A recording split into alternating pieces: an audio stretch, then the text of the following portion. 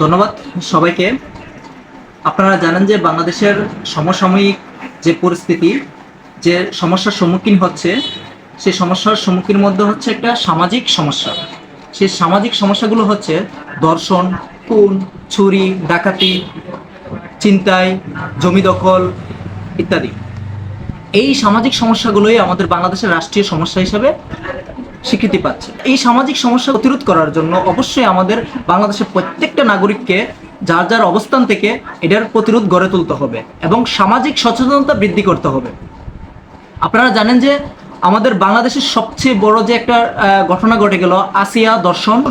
আসিয়াকে দর্শন করার পর সারা বাংলাদেশে সেই দর্শন নিয়ে যে একটা প্রতিরোধ ব্যবস্থা গড়ে উঠেছে, সেই প্রতিরোধ ব্যবস্থা শুধু আসিয়াই বাংলাদেশে কিন্তু দর্শন হচ্ছে না, আসিয়ার পাশাপাশি এরকম হাজারো আসিয়া কিন্তু বাংলাদেশে দর্শিত হচ্ছে।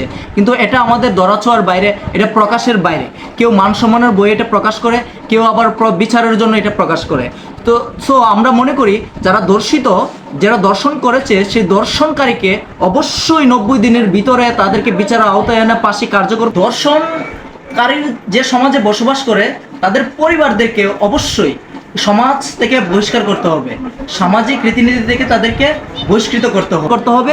দ্বিতীয়ত হচ্ছে যারা যারা এই বাংলাদেশের চোর, ডাকাত, সন্ত্রাস, চাঁদাবাজ, টেন্ডারবাজ, হাইজ্যাকার, তাদেরকে অবশ্যই তাদেরকে সামাজিকভাবে প্রথমত বিচার করতে হবে, তারপর আইনের আওতায় নিয়ে যেতে হবে।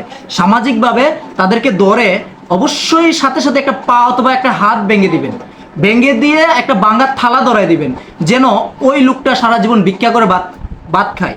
এবং ওই লোকের এই অবস্থা দেখে, এই পরিস্থিতি দেখে যেন বাকি যে চোর, ডাকাত, চাঁদাবাজ, টেন্ডারবাজ, তারাও যেন ভয়ে আর কোনোদিন এরকম অসামাজিক কার্যকলাপে যেন জড়িত না হয়, সেই ব্যবস্থা গড়ে তুলতে হবে।